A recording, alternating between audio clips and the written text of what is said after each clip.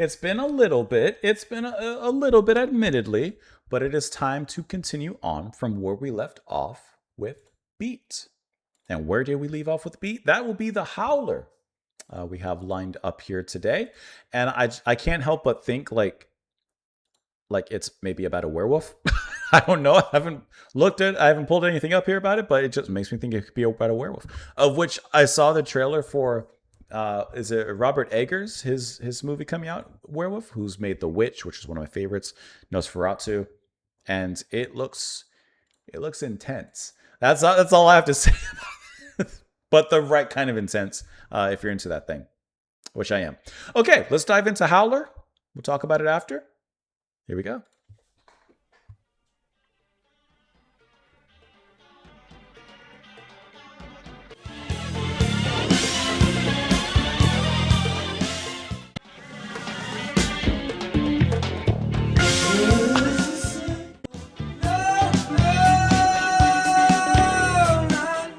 Wild track. That's a good one. That is so delightfully weird in the best way possible.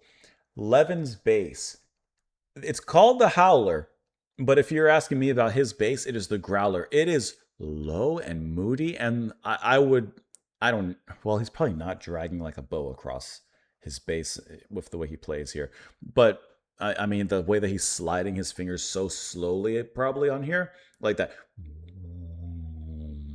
That deep moodiness that he gets out of that is just out of this world. It is deep and sounds evil and demented, and it is a wonderful atmosphere to play in. Then Fripp, it has to be Fripp. He does something. I don't know what it was, but it sounds like Mellotron, but I don't think it is. I think it's just Fripp doing his thing. And it's cut up and chopped in such a cool way that he plays here. It's such a weird effect. I don't know if I can find it so quick. It's kind of like this. It's such a unique sound the way that that's performed, and like it's very much of King Crimson's sound. It's very much like what they do, and we've heard that kind of sound here and in Discipline and even in Red. But the way that like they've kind of added, if you allow me to say, like a little bit of a new wave-esque kind of style to it. They've kind of molded into that, and it's evident just from that change. Like it's just this kind of new sound, but the delivery is kind of the same. That's just really cool. Blue, of course, sounds great, and the singing is great. And I like how there's this weird change up. Well, not weird. There's this bright change up that comes in halfway through. And that sounds like just the catchiest piece of 80s new wave. Of course, played a little, a little progressive, but it's the catchiest piece of 80s new wave there in that second half. So they are exploring so many different facets, so many different avenues, and I think that no matter which avenue they're looking and they're facing, they're hitting it absolutely fantastically. But this opening here,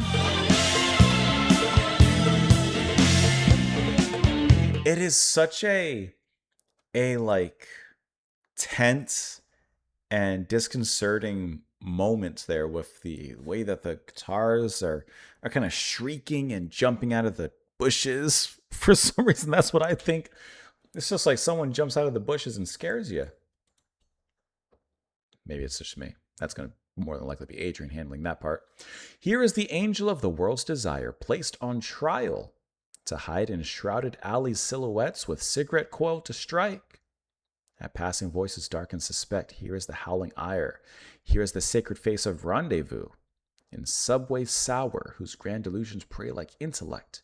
In lunatic minds, intent and focused with the long thin matches to light the howling fire. No, no, no, not me. Burn, I don't want to burn.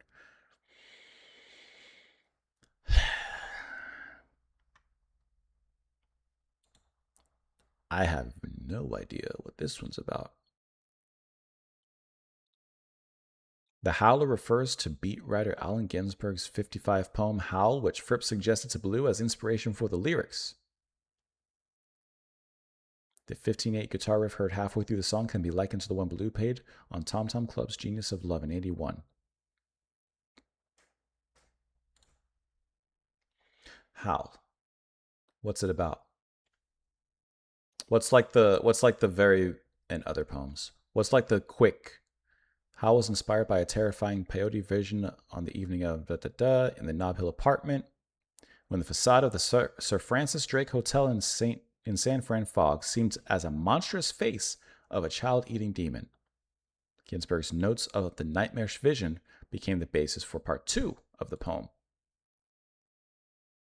To hide in shrouded alleys. So perhaps a lot of this is actually perhaps not only referencing the poem, but could even be lines from the poem.